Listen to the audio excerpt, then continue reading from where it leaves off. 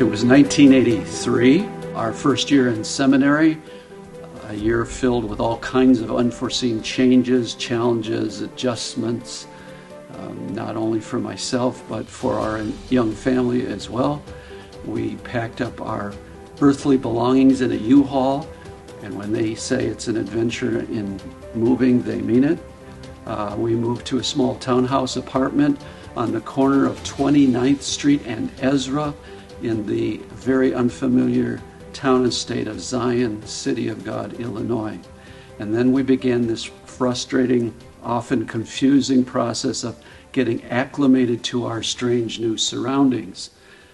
If you've ever moved your family cross state, you understand all the challenges that present themselves, everything from unpacking boxes, learning a new job, finding a new church home, not even knowing your way around town, needing a new doctor and dentist, and then your kids complaining because they feel ostracized. They're the new kids at school, and they sit alone at lunch, and so on and so forth. Our first Christmas in the strange new land of Zion, Illinois, was no exception. I was working as a security guard on the graveyard shift from 12 midnight till 8 in the morning, and then I became a full-time seminary student by day. I would arrive home late in the afternoon before heading off for some not much needed shut-eye, and then about 5 hours later, around 11 o'clock, the alarm would go off. I would drag myself out of bed, stagger into the shower, and then head off to work and start the routine all over again. As Sonny and Cher used to sing, and the beat goes on, and the beat goes on, and the beat goes on.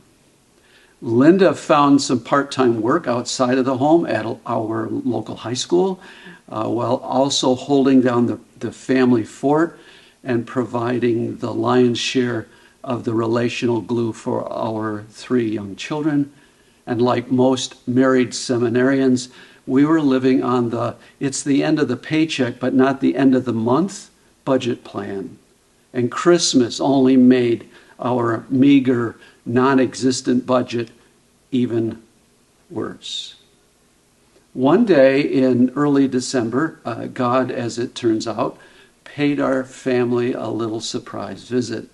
I heard the doorbell ring, opened the front door to find these strangers standing outside on the porch.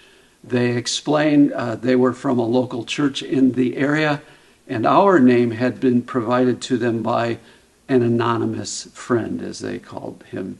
They had come to bless us, so we invited them in, and in their hands they were carrying several paper bags full of groceries given, as they explained, in Jesus' name. Groceries given to offset the additional financial burdens that come for seminaries, and their families with the Christmas season. They didn't stay long. We thanked them for their kindness, and they were gone almost as quickly as they had appeared. And then we began unpacking the bags, and inside of each were all these brand name grocery items. So these were not generic, unlabeled, dented, damaged goods, week-old baked goods from the local thrift store.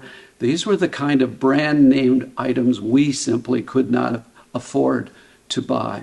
So things like genuine maple syrup, the kind that's actually made from the sap of an actual maple tree. I know it's a radical concept. It's amazing stuff. There were things like fresh whole grain bread with real ingredients, no chemicals. And the most fun one of all was that there was honest to goodness real milk, the kind that comes from a cow, not the powdered variety in a box that we used to make up every evening, mix it, put it in the refrigerator so it would cool down, and then put it on our cereal in the morning and choke it down so we could save some money. It's nasty stuff. This was real milk.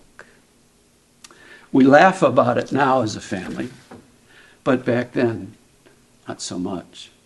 And also, as we emptied the bags, I found another surprise that was in the bottom of one of them, and there was this envelope, an envelope that when I opened it up contained several $100s. It was to be used for Christmas gifts so our kids could have something under the tree. I was stunned, to say the least, by their kindness, their generosity, not to mention humbled, encouraged, and grateful, because we had just experienced in real time what the Apostle Paul in 2 Corinthians 8 describes as excelling in the grace of giving.